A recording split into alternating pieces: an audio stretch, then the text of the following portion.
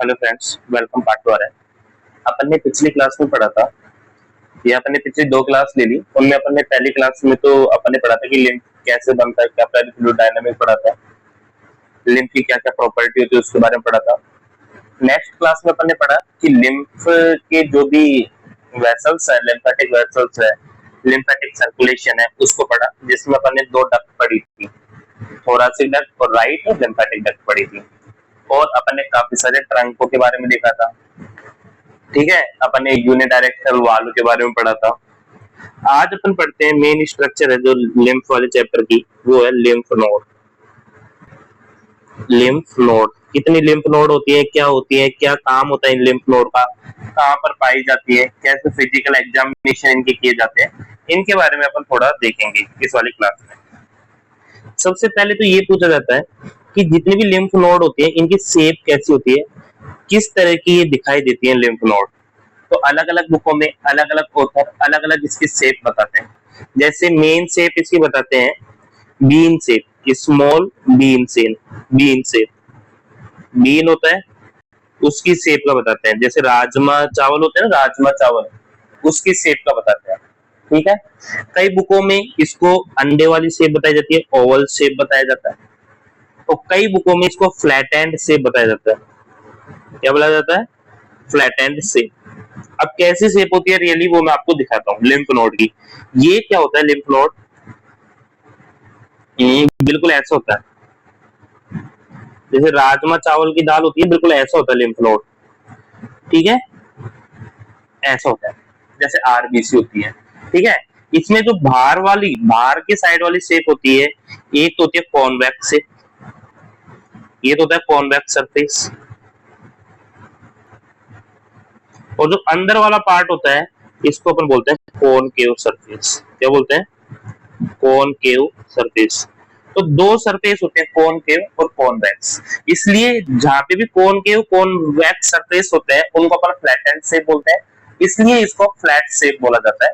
इसमें दो सरफेस होते हैं, कॉनकेव सरफेस होता है, कॉन्वेक्स सरफेस होता है। क्लियर ये बात? दूसरी बात कि ये किस शेप का होता है, स्मॉल बीन, जैसे राजमा चावल होते हैं वैसा होता है। छोटे छोटे लिम्फ नोड होते हैं, काफी सारे लिम्फ नोड होते हैं, छोटे छोटे होते हैं। ठीक है, अब दूसरा पॉइंट आता है कि ये कहां पर पाए जाते हैं, कैसे पाए जाते हैं, ये देखते हैं। तो लिखो कि lymph node found in cluster. ये कोई ऐसा नहीं कि एक लिम्फ नोड पड़ा हुआ है, ये पूरे क्लस्टर में होते हैं लिम्फ नोड, है ना। जैसे सर्वाइकल के लिम्फ नोड देखेंगे तो कोई 8-9 लिम्फ नोड है, वो एक साथ पड़े होते हैं, इकट्ठा हो गया ना, क्लस्टर में पड़े होते हैं ये अलोंग द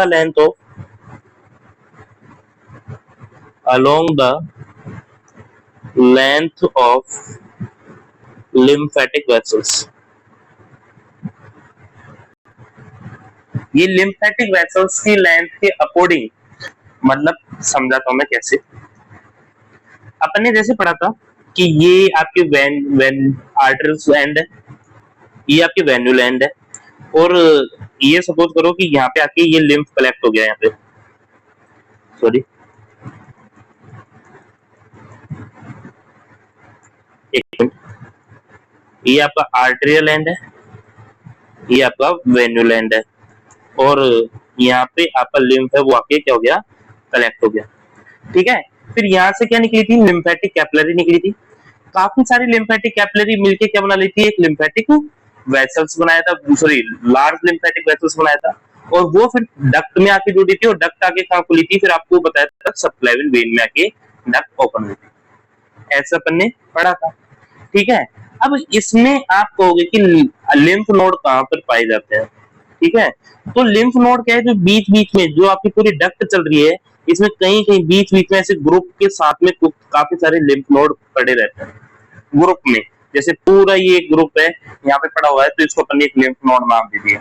ठीक है, तो ये क्या है, क्लस्टर में पाए जाते हैं, ये अकेले नहीं पाए जाते, झुंडों में पाए जाते हैं। मतलब कि ये हरदम लिम्फ नोड है वो क्लस्टर में पाए जाते हैं। कहाँ पे पाए जाते हैं? लिम्फेटिक वेसल्स के अंदर पाए जाते हैं।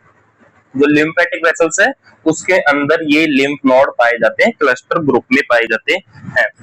और एक लाइन लिख रखी है अपनी रोज एंड विल्सन में, उस लाइन का मतलब समझना, the size of lymph node, जो लिम्फ नोड की साइज है ना वो वेरी कंसिडरेबल होती है, कंसिडरेबल करती है, मतलब बहुत कंसिडरेबल होती है, या आप कह सकते हो वेरी करती है ना। लिम्फ नोड का साइज वेरी होता है, कहीं बहुत छोटी कहीं बहुत ज्यादा बड़ी होती है। जैसे कई जगह तो ऐसा लिख रखा है, अपनी रोजेंट विल्सन की बुक में लिख रखा है, जैसे कि कुछ तो ऐसी होती है कि पिन हेड की साइज होती है। पिन हेड साइज जानते हो, जो सुई होती है अपनी पिन होती है उसकी नोक के बराबर होती है, और कुछ इतनी बड़ी होती है जो आलमंड शेप की होती है, बादाम के बराबर होती है। तो इतना इनमें वेरिएशन पाया जाता है इसकी साइज में, कोई एक फिक्स साइज इनकी नहीं होती, कहीं बहुत छोटी पाती है जैसे पिन में हेड होता है, तो कहीं पर बहुत बड़ी होती है, बादाम के बराबर पाई जाती है। लेकिन आइडियली यदि अपन इनकी साइज की बात करें कि भाई कितनी साइज होती है, तो याद रखना 1 mm से कम साइज इनकी पाई जाती है। कितनी होती है? लेस देन 1 mm होती है। यदि इनकी साइज 1 mm से ज्यादा है, यदि size if size more than 1 mm, फिर ये क्या है? पाल्पेबल होगी, ये पाल्पेबल होगी, इनको आप पाल्पेट कर सकते हो। यदि किसी जगह नॉर्मल आपकी बॉडी में लिम्फ नोड का साइज होता है वो 1 mm से कम पाया जाता है, लेकिन यदि किसी इंफेक्शन में या किसी मैलिग्नेंसी या कैंसर की वजह से लिम्फ नोड का साइज बढ़ता है और वो साइज बढ़ के 1 mm से ज्यादा हो जाता है, तो आप उसको पाल्पेट कर सकते हो, आप उसको टच फील कर सकते हो। ठीक है, मतलब यदि आपको ओवरऑल बताऊं कि लिम्फ नोड यदि आपको फील हो रही है, इसका मतलब है पाल्पेट हो रही है या फील हो रही है, इसका मतलब है कि आपको कोई ना कोई बीमारी, या तो इन्फेक्शन हो रहा है, या तो आपको लिम्फ नोड का इन्फेक्शन हो रहा है, या आपको कोई ना कोई मैलिग्नेंसी है, मतलब कि आपकी लिम्फ नोड है वो इनलार्ज हो रही है, बड़ी हो रही है, तभी वो पाल्पेबल होती है। नॉर्मल साइज में लिम्फ नोड को पाल्पेट नहीं कर पाओगे आप। ओके, तो इतना आपने इसकी साइज के बारे में भी पढ़ा। ओके, अपन इस बात को लिख भी लेते हैं थोड़ा कि नॉर्मल लिम्फ नोड होती है, यदि एक नॉर्मल लिम्फ नोड है, जनरली नॉर्मल लिम्फ नोड है वो पाल्पेट नहीं होती क्योंकि उनका साइज 1 mm से कम होता है। लेकिन कई इंसान बहुत पतले हैं, उनमें पाल्पेट भी हो सकती है ना। कई इंसान जो बहुत पतले होते हैं उनमें सुपरफिशियल लिम्फ नोड पाल्पेट भी हो सकती है। लेकिन जो नॉर्मल लिम्फ नोड होती है ना वो थोड़ी एक मोबाइल होती है। मोबाइल का मतलब क्या होता है कि आप उनको टच करोगे तो इधर उधर हिल सकती है, फिक्स नहीं होती, वो थोड़ी बहुत मूवमेंट कर सकती है, हिल सकती है। दूसरी बात वो सॉफ्ट होती है, आप जैसे टच करोगे ना तो वो थोड़ी पिचक भी सकती है, सॉफ्ट होती है और मोबाइल होती है। और दूसरी बात नॉन टेंडर होती है। नॉन टेंडर का मतलब क्या होता है? टेंडरनेस का मतलब होता है यदि मैं किसी एरिया को दबा रहा हूँ, टच कर रहा हूँ, तो वहां पे दर्द होता है। मान लो किसी इंसान के चोट लग गई, सूजन आ रहा है, मैं उस एरिया को दबाता हूँ ना तो आपको दर्द होता है, उसको होता है टेंडरनेस। इसलिए आपने लिम्फ नोड को फील करा, वो थोड़ी बहुत आपको हिलेगी, सॉफ्ट दिखेगी, और थोड़ा उसको दबाने पे आपको कोई दर्द नहीं होगा, मतलब हम कह सकते हैं नॉर्मल है वो, कोई दिक्कत नहीं है ना। एक होता है इन्फेक्शन। आपको पता है कि लिम्फ नोड में काफी ज्यादा इन्फेक्शन भी हो जाता है। इस कंडीशन को अपन बोलते हैं लिम्फ एडेनाइटिस। क्या बोलते हैं? लिम्फ एडेनाइटिस बोलते हैं। लिम्फ नोड में इन्फेक्शन हो गया। अब जब इन्फेक्शन होता है ना तो पहली बात तो लिम्फ नोड इनलार्ज हो जाती है, बड़ी हो जाती है। इनलार्ज होने का मतलब है कि उसकी साइज 1 mm से बड़ी हो गई। अब आप उसको फील कर सकते हो, पाल्पेट कर सकते हो। दूसरी बात सॉफ्ट रहेगी, मोबाइल रहेगी, हिलेगी भी, फिक्स नहीं होगी, मोबाइल रहेगी, है ना, हिलेगी डुलेगी, है ना। सॉफ्ट नहीं रहेगी, सॉरी यार, सॉफ्ट हटा लो आप, सॉफ्ट लिखना थोड़ा गलत हो जाएगा यहाँ पे, मोबाइल होगी। और तीसरी बात वो टेंडर होगी। टेंडरनेस का मतलब है कि आप उसको जब दबाओगे ना तो आपको पेन होगा, टेंडरनेस होगी। तीसरी कंडीशन अपन देखते हैं मैलिग्नेंसी। मैंने बताया था कैंसर, कि जब कैंसर फैलता है ना तो उस कंडीशन को बोलते हैं मैलिग्नेंसी। जहां पे मेटास्टेसिस हो जाता है उसको अपन बोलते हैं मैलिग्नेंसी, डिटेल में पढ़ेंगे। और मैंने बताया था कि जो कैंसर की गांठें एक जगह से दूसरी जगह स्प्रेड होती है ना, वो मोस्ट कॉमन लिम्फ के थ्रू ही होती है। किसके थ्रू होती है? लिम्फ के थ्रू ही होती है। तो उसमें भी लिम्फ है वो क्या हो जाएगी? तो इनलार्ज हो जाएगी, बड़ी बड़ी हो जाएंगी। दूसरी इरेगुलर हो जाएंगी। आप जैसे टच करोगे ना तो मतलब 2-3 टुकड़ों में दिखेगी वो। तीसरी बात टेंडर नहीं होगी, नॉन टेंडर होंगी, मतलब ऐसा सूजन वूजन कुछ नहीं रहेगा। नॉन टेंडर रहेगी, और चौथी बात फिक्स्ड होगी, टाइट हो जाएगी, क्योंकि उनके ऊपर कैप्सूल बन जाता है ना, तो बिल्कुल आपको टाइट टाइट या फर्म टाइट दिखेगी, आपको सॉफ्ट नहीं दिखेगी, है ना। लेकिन उनको दबाने पे आपको दर्द नहीं होगा, मतलब आप समझ जाओ कि आपको ये कैंसर की गांठ है, दबाने पे दर्द हो रहा है उसको, और वो नॉर्मल है, मतलब कि वो इन्फेक्शन है, और पालपेट नहीं हो रही तो वेस्ट है, कि कोई दिक्कत नहीं है, इनलार्ज ही नहीं है, ठीक है। ये अपन ने इसकी नॉर्मल बाहर से पालपेट करते हैं वो देखा, कैसे कैसे पालपेट करते हैं, अलग अलग जगह की लिम्फ नोड होती है, अलग अलग जगह मैं बताऊंगा कहाँ कहाँ इनको पालपेट करनी होती है, ये भी अपन पढ़ेंगे। अब अपन देख लेते हैं स्ट्रक्चर, देख लेते हैं लिम्फ नोड की स्ट्रक्चर कैसी होती है। ये क्वेश्चन आ सकता है 4 नंबर का, स्ट्रक्चर ऑफ लिम्फ नोड। तो हेडिंग डालो, anatomical structure of lymph node, lymph node की स्ट्रक्चर कैसी होती है। ओके, तो सबसे पहले लिखते हैं कि जो लिम्फ नोड की स्ट्रक्चर होती है ना, उसमें 5 पार्ट होते हैं। तो लिखो, there are following 5 part of lymph node. Lymph node के फॉलोइंग 5 पार्ट होते हैं, 5 या कंपोनेंट होते हैं।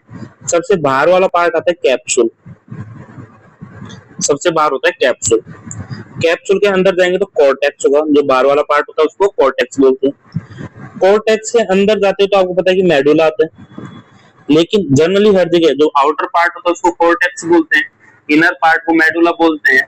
लेकिन यहाँ पे कॉर्टेक्स और मेडुला के बीच में एक और पार्ट पाया जाता है, जिसको अपन बोलते हैं पैरा कॉर्टेक्स। क्या बोलते हैं? पैरा कॉर्टेक्स बोलते हैं। उसके बाद में लास्ट क्या बचता है? लास्ट एक और पार्ट पढ़ेंगे, हाइलम, ठीक है। और उसके बाद में अपन सरफेस पढ़ेंगे। इस तरह से अपन पूरी स्ट्रक्चर को खत्म करेंगे, स्ट्रक्चर खत्म हो जाएगी, ठीक है। अब अपन सबसे पहले पढ़ते हैं कैप्सूल। ये कैप्सूल का क्या लोच है, कैप्सूल क्या होता है, इसको देखते हैं सब। ओके, देखो, जो आपकी लिम्फ नोड होती है, ये सपोज लिम्फ नोड है, तो इस लिम्फ नोड का जो सबसे बाहर की कवरिंग है, इसको अपन क्या बोलते हैं? कैप्सूल बोलते हैं, ठीक है। लिम्फ नोड की जो आउटर मोस्ट कवरिंग होती है उसको अपन क्या बोलते हैं? कैप्सूल बोलते हैं, outer most covering of lymph node. Lymph node की सबसे बाहर की आउटर मोस्ट कवरिंग होती है, उसको अपन क्या बोलते हैं? कैप्सूल बोलते हैं, ठीक है। क्लियर ये बात? दूसरी बात सुनो, कि कैप्सूल होता है वो किसका बना होता है, कौन सा टिश्यू होता है? वो सब आप जानते हो कि फाइब्रस कनेक्टिव टिश्यू होता है। कौन सा होता है? Fibrous connective tissue. जब अपन कनेक्टिव टिश्यू पढ़ रहे थे, 3 टाइप के कनेक्टिव टिश्यू अपन ने पढ़े थे। कौन कौन से? लूज कनेक्टिव टिश्यू, जिसमें एडिपोज टिश्यू, एरियोलर टिश्यू पढ़ा था। उसके बाद में अपन ने पढ़ा था फाइब्रस कनेक्टिव टिश्यू, जिसमें मैट्रिक्स कम होता है और आपके फाइबर ज्यादा होते हैं, कोलेजन फाइबर ज्यादा होता है, उसको अपन ने बोला था फाइब्रस कनेक्टिव टिश्यू, जो मजबूती का काम करते हैं। ये 2 टाइप के थे, डायरेक्ट रेगुलर कनेक्टिव टिश्यू और direct irregular fibrous connective tissue, है ना। जिसमें डायरेक्ट कनेक्ट रेगुलर थे, उनमें कौन कौन से थे? आपके टेंडन था, लिगामेंट था। देखिए इररेगुलर में कौन कौन से होते हैं? इररेगुलर में आपके ये जो भी कवरिंग होती है, डूरामेटर होता है, कैप्सूल होते हैं, जो भी कवरिंग वाले होते हैं वो डायरेक्ट इररेगुलर होते हैं। बाकी अपन ने स्पेशलाइज कनेक्टिव टिश्यू पढ़े थे, जिसमें बोन आ गया था, स्केलेटल टिश्यू आ गया था, वेस्कुलर टिश्यू आ गए थे, ठीक है। तो ये फाइब्रस कनेक्टिव टिश्यू होते हैं, कौन से? Direct irregular connective tissue. Okay, काम क्या है इनका? इनका एक ही काम होता है, प्रोटेक्शन का। क्या काम होता है? प्रोटेक्शन का काम होता है, मजबूती का काम होता है, शेप देने का काम होता है ना। प्रोटेक्शन का काम होता है, और दूसरा शेप मेंटेन करने का काम होता है। अब इसमें एक स्ट्रक्चर हो पाई जाती है, ट्रेबेकुली। इसी में एक स्ट्रक्चर हो पाई जाती है, ट्रेबेकुली। क्या होता है ट्रेबेकुली? इसको समझो आप, है ना। देखो, देयर आर न्यूमरस मतलब काफी सारी ट्रेबेकुली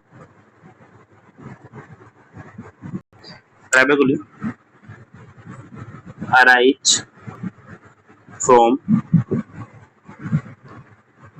capsule, ठीक है, and divide lymph node divide lymph node in many of compartment, वो इसको काफी सारे कंपार्टमेंट में डिवाइड करते हैं। समझो कैसे।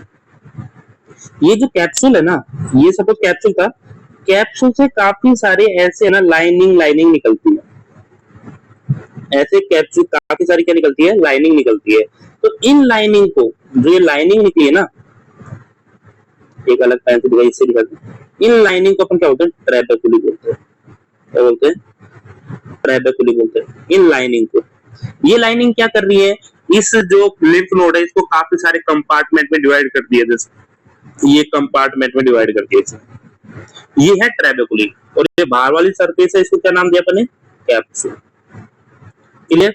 तो ये ट्रैबेकुली है, ये कहां से अराइज हो रही है, इनका ओरिजिन हो रहा है कैप्सूल से निकल रही है, और ये काफी सारे लिम्फ नोड को काफी सारे पार्टों में क्या कर देती है, डिवाइड कर देती है। समझ में आया आपको इतनी बात। तो अब तक अपन ने कैप्सूल को देखा, किस टिश्यू का बना था, direct connective irregular connective tissue का ये बनता है, डायरेक्ट इर्रेगुलर कनेक्टिव टिश्यू का ये बनता है। ओके, अब अपन सेकंड पार्ट पढ़ते हैं। एड डालो, सॉरी, कॉर्टेक्स है ना,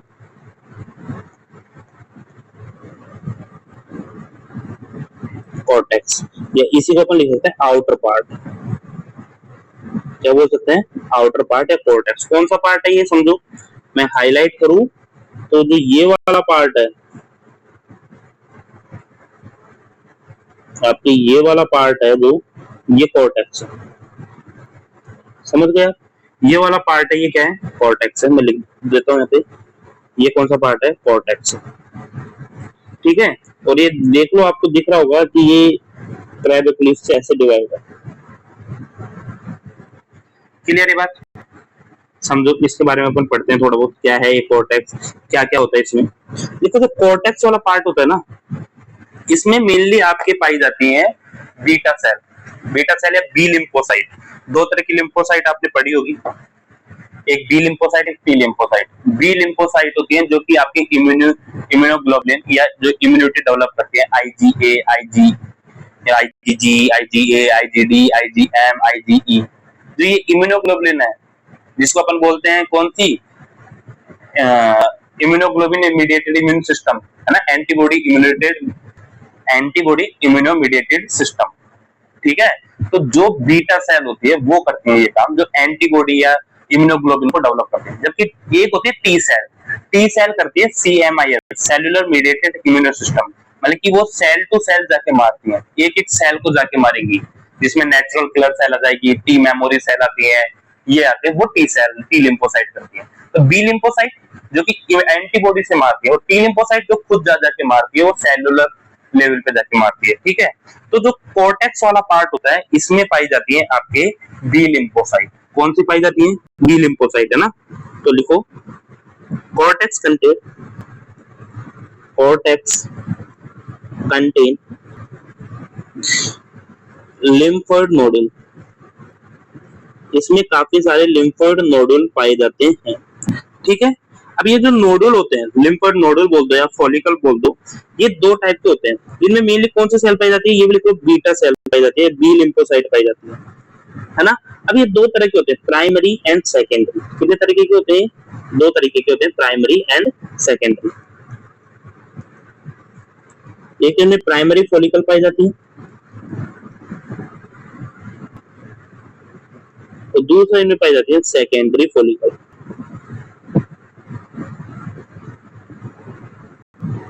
एक तो इनमें पाई जाती है प्राइमरी फॉलिकल और दूसरी पाई जाती है सेकेंडरी फॉलिकल।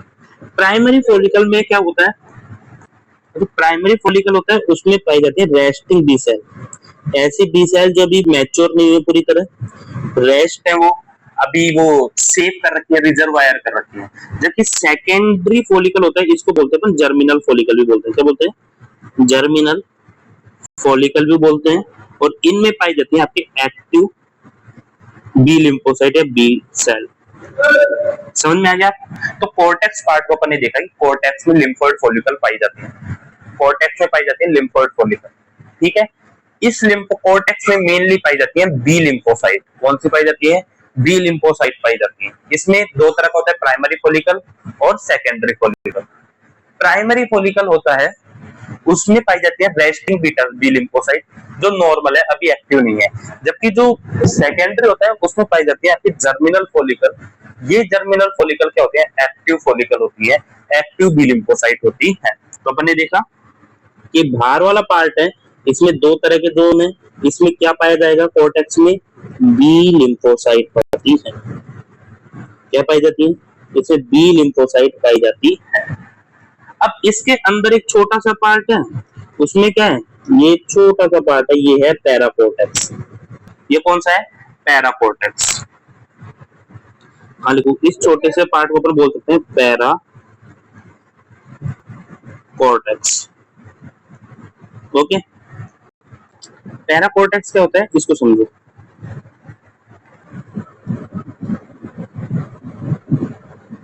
बी लिखो, पैराकोर्टेक्स। पैराकोर्टेक्स क्या होता है, सुनो, पैराकोर्टेक्स को बोलते हैं, देखो कोर्टेक्स में थी बी लिम्फोसाइट, पैराकोर्टेक्स में पाई जाती है टी लिम्फोसाइट। क्या पाई जाती है, टी लिम्फोसाइट इसमें पाई जाती है। यहीं पे मैच्योर होंगी, कुछ भी होगा तो ये टी लिम्फोसाइट इसमें पाई जाती है। टी लिम्फोसाइट यहाँ पे कंसिस्ट इन पैराकोर्टेक्स। पैराकोर्टेक्स में आपके टी लिम्फोसाइट पाई जाती है। दूसरी बात, इनमें एक और जोन पाया जाता है एचईबी जोन। ये क्या होता है, हाई एंडोथेलियल वैल्यूल। हाई एंडोथेलियल वैल्यूल, इसमें क्या होता है कि जो भी लिम्फ नोड के अंदर लिम्फोसाइट आती है ना, ब्लड वेसल से लिम्फ नोड के अंदर जो लिम्फोसाइट आती है वो यहीं पे आती है ना, लिख सकते हैं lymphocyte enter in lymph node from blood vessels. भाई ब्लड वेसल्स से लिम्फोसाइट है वो लिम्फ नोड के अंदर आएंगी तो वो इस एचईबी जोन में ही आती है। क्लियर, ये बात समझ आ गया। तो अपन ने देखा कि कोर्टेक्स है बी लिम्फोसाइट का एरिया है, पैराकोर्टेक्स है वो टी लिम्फोसाइट का एरिया है। इसमें दो ही चीजें, ये तो टी लिम्फोसाइट पाएगी और दूसरी चीज क्या पाई जाएगी, इसमें एचईबी जोन पाया जाएगा, मतलब यहीं पे लिम्फोसाइट एंटर करती है। और जो सबसे अंदर वाला एरिया होता है, सबसे अंदर का एरिया है ये वाला, ये सबसे अंदर का एरिया है, इसको अपन ने क्या नाम दिया, इसको नाम देते हैं मेडुला। क्या नाम देते हैं, मेडुला। ओके, अब नेक्स्ट पार्ट है अपना, लास्ट है, वो है ए बी, सॉरी ये डी हो जाएगा ना, डी हो जाएगा आपका मेडुला। तो मेडुला होता है आपका इनर पार्ट, अंदर ही अंदर का पार्ट है ना। अब इसमें क्या होता है, इसमें दो पार्ट होते हैं, there are two compartment of medulla, या दो कंपोनेंट ले लो, कंपार्टमेंट से बढ़िया, टू कंपोनेंट ऑफ मेडुला। यहाँ पे मेडुला के दो कंपोनेंट पाए जाते हैं, कौन कौन से, एक तो पाया जाता है मेडुलरी कॉर्ड्स और दूसरा पाया जाता है मेडुलरी साइनस। जैसे ये दो पार्ट होते हैं, मेन होता है कॉर्ड्स। कॉर्ड्स में क्या होता है इसको समझो। कॉर्ड्स क्या होते हैं, कॉर्ड्स होते हैं यहाँ पे आपके पाई जाती है आपके क्या, एक तो मैक्रोफेज पाई जाती है और दूसरा पाया जाता है कि जो आपके बीटा सेल ने आपकी जो बी लिम्फोसाइट ने एंटीबॉडी बनाई है, चाहे वो IgA, IgD, IgE, IgM ये होती है, इनको अपन नॉर्मली बोलते हैं प्लाज्मा सेल। तो ये प्लाज्मा सेल पाई जाती है। तो ये दो ही पाए जाते हैं, एक तो प्लाज्मा सेल जिनको अपन एंटीबॉडी बोलते हैं वो पाई जाती है जो बीटा सेल ने बनाई है, दूसरा मैक्रोफेज पाई जाती है कोर्स। ठीक है, देखिए दूसरा पार्ट होता है साइनस। साइनस मैंने पहले ही बताया था, जहां पे कोई चीज इकट्ठा होती है। सारी लिम्फ नोड में लिम्फ आता है, अलग अलग जगह से लिम्फ आएगा, ये सारा लिम्फ है वो इस साइनस में आके इकट्ठा होता है और यहां से फिर बाहर निकलता है। ठीक है, सारा लिम्फ है वो इन साइनस में आके इकट्ठा होगा और यहाँ से फिर वो बाहर निकलेगा। इसी को अपन बोलते हैं साइनस, मेडुलरी साइनस बोलते हैं इसको, है ना। तो इसको लिख सकते हैं अपन साइनस वेयर, या लिखो चैनल, इधर चैनल है where lymph pass collect and exit. यहाँ से लिम्फ आता है, पास होता है, इनके अंदर आता है और यहाँ से फिर एग्जिट होता है। इसको अपन बोलते हैं साइनस। मतलब कि आपको यदि कोई बोले कि जो कैप्सूल होता है, कैप्सूल में दो चीज होती है, एक तो होती है क्या, पोर्स, और एक होते हैं साइनस। साइनस में क्या है कि जगह जगह का पूरे लिम्फ नोड में जितने भी लिम्फ कैपिलरीज थी या जो भी लिम्फ था वो इन साइनस में आके इकट्ठा होता है और यहाँ से फिर बाहर निकलता है। जबकि जो आपके पोर्स हैं इनमें आपके प्लाज्मा सेल या मैक्रोफेज पाए जाते हैं। क्लियर ये बात? मतलब कि अपन लिख सकते हैं कि मेडुला में दो चीज पाई जाती है, एक तो पाई जाता है पोर्स और एक पाए जाते हैं साइनस। पोर्स में क्या पाया जाता है? पोर्स में पाई जाती है प्लाज्मा सेल, क्या पाई जाती है? प्लाज्मा सेल पाई जाती हैं, जबकि एक क्या पाई जाती है? मैक्रोफेज पाई जाती है। साइनस में लिम्फ कलेक्ट होता है, लिम्फ क्या होता है? कलेक्ट होगा यहाँ पे। तो आपको ये बात समझ में आ गई यहाँ तक की। अब एक एरिया और है हाइलम। हाइलम क्या होता है इसको समझाते हैं। हाइलम क्या होता है ये समझो। जो आपने ये वाला एरिया पढ़ा है, ये एरिया अपन पढ़ रहे हैं, इसको अपन बोलते हैं हाइलम। इस एरिया को क्या बोलते हैं अपन? हाइलम। समझ में आ गया आपको कि हाइलम क्या होता है? तो ये वाला एरिया है, इसको अपन क्या बोलेंगे? हाइलम बोलते हैं, ये वाला। ठीक है, तो हाइलम के बारे में अपन दो लाइन लिख लेते हैं। लास्ट ई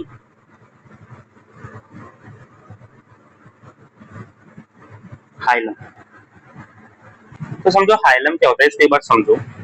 हाइलम में एक बात तो बता देता हूँ कि ये सपोज करो कोई नया पेन लेते हैं अपन, ये कि देखो लिम्फ है वो लिम्फ नोड में आता है। सपोज मैंने आपको पहले ही बताया था कि ये कोई लिम्फेटिक वेसल्स है, इसके बीच बीच में ये लिम्फ नोड है। तो यहाँ पे क्या है, लिम्फ आता है, लिम्फेटिक कैपिलरी से लिम्फ आता है, यहाँ पे लिम्फ आ रहा है, इसके अंदर इकट्ठा हो रहा है, लिम्फ का जो भी फिल्टर होता है, जो भी होता है, फिर यहाँ से बाहर निकलता है। ये लिम्फेटिक वेसल्स थी, इसके अंदर लिम्फ बह रहा था। ये लिम्फ जैसे इसको लिम्फ नोड मिली, लिम्फ नोड के भी अंदर आके कलेक्ट हो जाता है पूरा लिम्फ। उसके अंदर लिम्फ के अंदर जो भी वो करता है, लिम्फ नोड लिम्फ के अंदर जो भी कुछ करेगी कारस्तानी, वो देख लेंगे और उसके बाद वो यहाँ से निकाल देती है। मतलब ये लिम्फ था, ये लिम्फ नोड थी, यहाँ से लिम्फ अंदर आया और यहाँ से लिम्फ बाहर निकला, ये होता है। तो समझो होता क्या है, यहाँ पे काफी सारी वेसल्स आती हैं जो कि लिम्फ को लिम्फ नोड के अंदर एंट्री करती है। ठीक है, सपोज करो ये एंट्री करा रही है, ये एंट्री करा रही है, ये काफी सारी वेसल्स आती हैं जो लिम्फ को लिम्फ नोड के अंदर एंट्री कराती हैं। इनको अपन बोलते हैं एफरेंट, क्या बोलते हैं? एफरेंट लिम्फेटिक कैपिलरी, या वेसल्स बोल दो, और भी अच्छा होगा, वेसल्स, वेसल्स बोलते हैं इनको ना। ठीक है, और ये काफी सारी होती है, मैंने बताया ना 4 से 5 होती है, काफी सारी होती है। और ये सारा लिम्फ है वो आके कहाँ इकट्ठा हो रहा है? फिर इन साइनस में इकट्ठा हो रहा है। कहाँ पे कलेक्ट होता है? साइनस में होता है। और फिर यहाँ साइनस से, यहाँ साइनस से एक बड़ी निकलती है, इसको बोलते हैं एफ इफ्रेंट। इसको क्या बोलेंगे अपन? इसी से लिख देता हूँ, इसको बोलेंगे अपन, यहाँ से पूरा लिम्फ बाहर निकल रहा है, इसको बोलते हैं इफ्रेंट लिम्फेटिक वेसल्स। क्या बोलते हैं? इफ्रेंट लिम्फेटिक वेसल्स होती है, और ये होती है ओनली वन, ये एक ही होती है। और ये इफ्रेंट लिम्फेटिक वेसल्स कहां से निकलती है? ये निकलती है आपके हाइलम से। बस यही बता रहा था मैं। ठीक है, तो लिखो, अब आपको समझ में आएगा। लिखो हाइलम। पहली बात तो हाइलम कहां पे पाया जाता है? कॉनकेव सरफेस पे, कॉनकेव पे, सॉरी कॉनकेव पे, कॉन्वेक्स पे। तो ये पाया जाता है कॉनकेव सरफेस पे। ठीक है, जो अंदर वाली सरफेस है भाई, अपने देखा ना, ये अंदर वाली सरफेस है, ये कौन सी है? कॉनकेव। जबकि बाहर वाली सरफेस है, ये कौन सी है? कॉन्वेक्स है। क्लियर है बात? तो ये कॉनकेव सरफेस पे पाया जाता है। नेक्स्ट लिखो एग्जिट पॉइंट। ये एग्जिट पॉइंट होता है किस किस का? इफ्रेंट लिम्फेटिक वेसल्स का,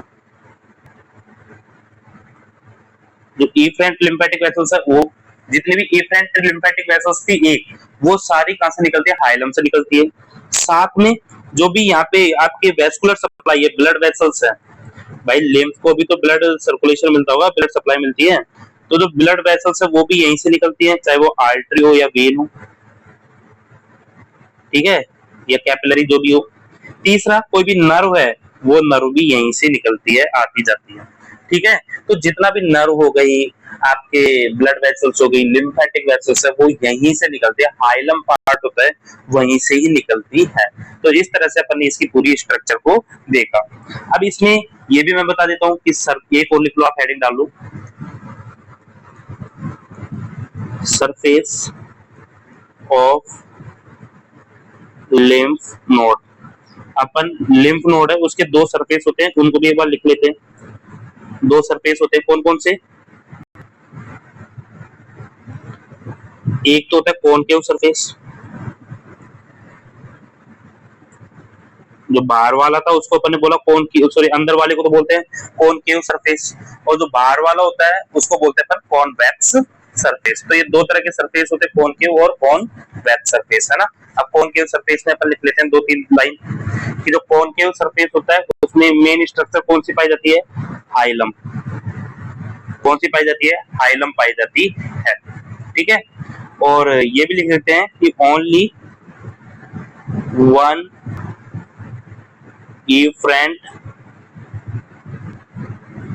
lymphatic vessels, यहाँ से ओनली एक लिम्फेटिक वेसल्स होते हैं, वो ही बाहर निकलती है, ठीक है, एक ही efferent होती है।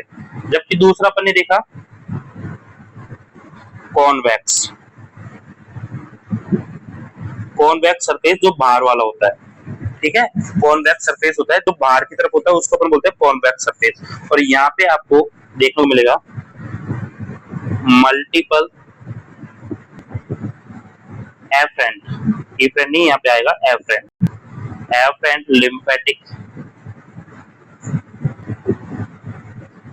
vessels enter into lymph node। यहाँ पे काफी सारी lymph node के अंदर एंट्री तो काफी सारी करती है और निकलती एक ही है, बस ये बात बता रहा है। तो इस तरह से अपन ने इसकी पूरी स्ट्रक्चर को समझा। इस डायग्राम को आप एक बार रिवाइज कर लोगे, आपको पूरा समझ में आ जाएगा कि 5 पार्ट होते हैं। सबसे बाहर वाला होता है कैप्सूल, फिर आता है कैप्सूल से निकलते काफी सारे ट्राइवेकुली, जो कि इस लिम्फ नोड को काफी सारे कंपार्टमेंट में डिवाइड कर देती है। इसके अंदर वाला पार्ट आता है कोर्टेक्स, जिसके अंदर बी लिम्फोसाइट पाई जाती है। इसके दो जोन होते हैं, primary follicle, secondary follicle. Primary में रेस्ट बी सेल पाई जाती है, जबकि सेकेंडरी में आपके एक्टिव पाई जाती है, जिसको जर्मिनल बोला। इसके बाद पाया जाता है पैराकोर्टेक्स पाया जाता है, जिसमें टी सेल पाई जाती है, और एचईवी जोन पाया जाता है। एचईवी जोन जिसमें जितनी भी लिम्फोसाइट है वो यहीं पे आके एंटर होती है, ठीक है। फिर आता है मेडुला, होता है मेडुला में दो स्ट्रक्चर पाई जाती है, कोड एंड साइनस। जो कोड होता है उसके अंदर आपकी प्लाज्मा सेल पाई जाएगी, मैक्रोफेज पाते हैं, जबकि साइनस के अंदर जितना भी लिम्फ नोड है वो आके कनेक्ट होता है। उसके बाद हाइलम होता है, जहां से भी जितनी भी नर्व है, ब्लड वेसल्स है, आपके लिम्फेटिक वेसल्स है, वो निकलती है, उसको हाइलम बोलते हैं। दो सरफेस है, एक जो अंदर वाला है कॉनकेव, जो बाहर वाला है इसको कॉन्वेक्स बोलते हैं। कॉन्वेक्स से काफी सारी लिम्फेटिक वेसल्स है उन एंट्री करते हैं, जिनको इफरेंट वो एफरेंट बोलते हैं। जबकि आपके इससे निकलती मतलब हाइलम वाला कॉनकेव पार्ट है, उससे काफी सारी निकलती हैं, उसको अपन क्या बोलते हैं? इफरेंट लिम्फेटिक वेसल्स बोलते हैं, जो एक ही होती है। तो इस तरह से अपन ने लिम्फ नोड की स्ट्रक्चर को डिटेल में पढ़ा, अच्छी तरह पढ़ा। अगली क्लास में अपन पढ़ेंगे कि कहाँ पे लिम्फ नोड पाई जाती है, कौन कौन से रीजन में पाई जाती है, लिम्फ नोड के क्या क्या काम होते हैं, उनको अपन नेक्स्ट क्लास में डिस्कस करेंगे। ओके, आज के लिए इतना ही, थैंक यू।